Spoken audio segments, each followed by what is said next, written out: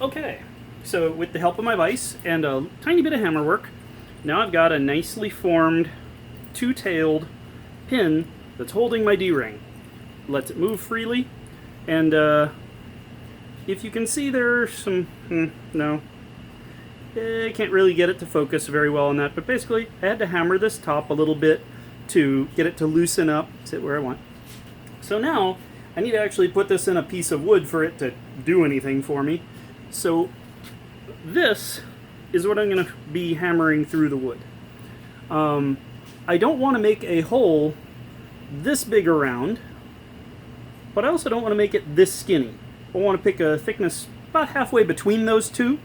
I'm going to pre-drill that, and then I'm going to drive this through, and I'm going to fold these ends over. And I'm going to go ahead and drill that hole now and come back in a sec.